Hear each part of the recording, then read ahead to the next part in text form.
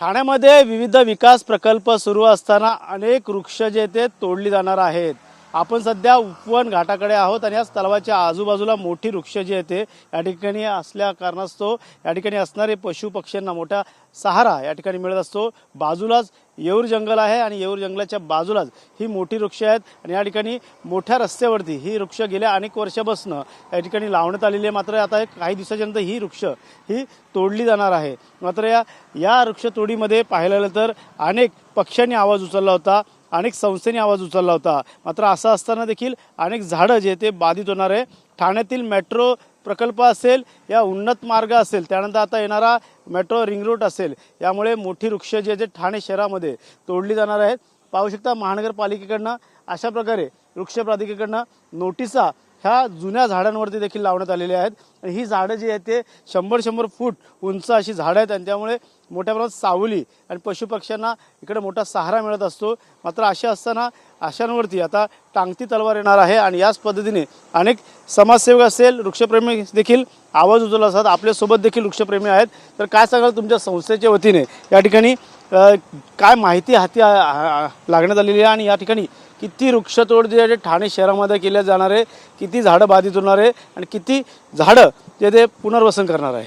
तो म्हणजे ठाण्यामध्ये इकॉलॉजिकली बायोडायव्हर्सिटी खूप डिस्ट्रॉय झालेला आहे। तुम्ही बघू शकता आपला ट्विन टनलमध्ये पण AQI वाढलेला आहे, त्यामुळे 300 ते 350 AQI होत आहे आणि टेम्परेचर ठाण्याचं मोर दॅन 40+ होत आहे। त्यामध्ये हे जे काय झाडं जे कापणार आहेत ती 2700 झाडं आहेत ती ट्रान्सप्लांट करणार आहे आणि 519 झाडं कापणार आहे। हे कितपत योग्य आहे? म्हणजे सरकारने किंवा डेप्युटी CMने हा जो प्रकल्प आहे त्याचा रिव्ह्यू केलं पाहिजे की झाडं जी आहे ती वाचली गेलीच पाहिजे। कितीही काही असलं तरी तुम्ही रिवाईज करून तुम्ही अल्टरनेटिव्ह शोधला पाहिजे। किंवा जे काही बसेस आहेत ते तुम्ही फ्रिक्वेन्सी वाढवा, त्याने इकॉलॉजिकली बायोडायव्हर्सिटी झाडं जी आहे ती कट होणार, ती वाचतील आणि लोकांना पण राहत मिळेल जे काय उष्णता आहे याच्यामुळे। नक्कीच ही झाडं जी बाधित होणार आहे ते पशुपक्षींना देखील मोठा फटका बसणार आहे। का येणाऱ्या काळात जी बाधित झाडं आहेत ती वेगळ्या ठिकाणी पुनर्वसन केली झाली, मात्र काही झाडं जी आहेत ती पुनर्वसन होणार आहे का पाहायला गेलं तर आता तुम्ही बघू शकता हे जे घोडबंदरमध्ये ती झाडं कापलेली त्याचं ते ट्रीज ट्रान्सप्लांटेशन इथे हे मामा भांजामध्ये केलेलं आहे।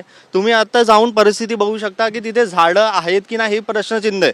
तुम्ही असं झाडं मेलेलंच आहे, कॉन्ट्रॅक्टर जो आहे तो लक्ष देतच नाही। झाडं तिथे मरू किंवा जगू, फक्त ज्यांचे टेंडर काढले जातात आणि असंच थातून मातून उत्तरं दिली जातात आणि काहीच कारवाई करत नाही। मोठ्या प्रमाणात उष्णता वाढत आहे, त्यामुळे झाडं नष्ट झाल्यामुळे येणाऱ्या काळात मोठ्या प्रमाणात या ठिकाणी उष्णतेचा सामना जे ते ठाणेकरांना करावा लागणार ते नक्कीच करावं लागेल। हे इकॉलॉजिकली बायोडायव्हर्सिटी आपण खूप रिच आहोत। म्हणजे आपण बघायचं झालं तर इन फ्रंट साईड आपली ही खाडी आहे आणि बॅक साईडमध्ये येऊर आहे। हे आपण प्रिझर्व केलं पाहिजे। आत्ता प्रिझर्व नाही केलं तर येणारी जनरेशन काय बघणार हे पण प्रश्नचिन्ह आहे। महानगरपालिकेकडे काय मागणी केली आहे का? अनेक पक्ष ज्यांनी आंदोलन केली होती वृक्षतोडी संदर्भातलं, तर तुमच्याकडनं काय मागणी करण्यात आलेली का? तुमच्या संस्थेकडनं काय? नाही, ॲज अ सिटीजन आम्ही हे स्टँड घेतोय की ठाण्यामध्ये वृक्षतोड झालीच नाही पाहिजे। इकॉलॉजिकली बायोडायव्हर्सिटी झाडं जी आहेत ती वाचलीच पाहिजे, अजून काही नाही। आमचं सामान्य नागरिक आहोत, आम्हाला उष्णता जे काय प्रश्न ते भेडसावतात। आमच्याकडे इतका पैसा नाही आम्ही टेस्ला घेऊ शकतो। काय लोक घेतात टेस्ला, पण आमची टेस्ला घेण्याची ऐपत नाही। पण आम्ही सामान्य माणसं आहोत, आम्हाला सामान्यासारखं जे काय बेसिक राईट्स आहेत आम्हाला द्या, आम्ही त्यामध्ये खुश आहोत। एकंदरीत तुमचा निशाणा परिवहन मंत्री प्रताप सरनाईकांवर का? त्यांचा टेस्ला कार घेतल्यामुळे ते ट्रोल झाले होते, त्यामुळे ठाण्याला 2 मंत्री लाभलेले, त्यामुळे येणाऱ्या काळात त्यांनी जे 2 मंत्री लाभलेत त्यांनी पुढाकार घेतला पाहिजे। ठाण्याचं नाव हे रोशन झालं पाहिजे। हे नाही की डिस्ट्रॉय केलं गेलं। ठाणे हे झाडं डिस्ट्रॉय करायमध्ये आता पुढे आले, ते वाचलं गेलं पाहिजे। ठाण्याचं नाव मागणी काय करणार महानगरपालिकेकडनं वृक्ष प्राधिकरणाकडनं तुमची मागणी काय असणार? मी हेच मागणी करतोय की ठाण्याचे जे काही लीडर्स आहेत त्यांनी पुढाकार घेऊन जे काही झाडं जी कत्तल होत आहेत ह्याचा परत रिव्ह्यू करायला पाहिजे।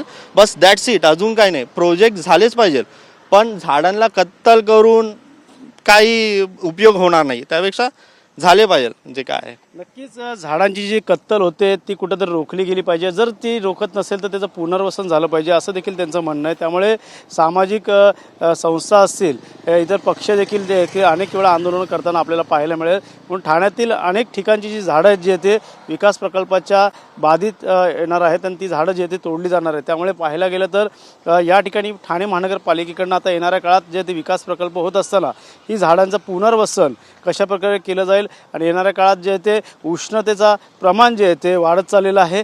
39 ते 40 डिग्री टेम्परेचर जे आहे ते वाढत चाललं आहे. त्यामुळे या ठिकाणी मोठा उष्णाचा कडाका या ठिकाणी ठाणेकरांना देखील बसतोय. मात्र येणाऱ्या काळात झाडांमुळे सावली देखील आपल्याला पाहता येणार नाही. मात्र असं असताना पशुपक्ष्यांना देखील मोठा फटका बसणार आहे. त्यामुळे येणाऱ्या काळात ठाणे महानगरपालिकेच्या वतीने वृक्ष प्राधिकरणाकडनं येणाऱ्या काळात कशाप्रकारे झाडं जे ते पुनर्वसन केली जाणार हे देखील पाहणं गरजेचं राहणार आहे.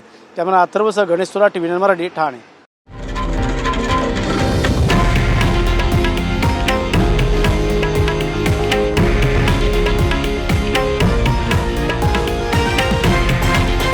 हे आहे देशातील नंबर 1 न्यूज नेटवर्क आणि आपण पाहत आहात TV9 मराठी, एकमेव.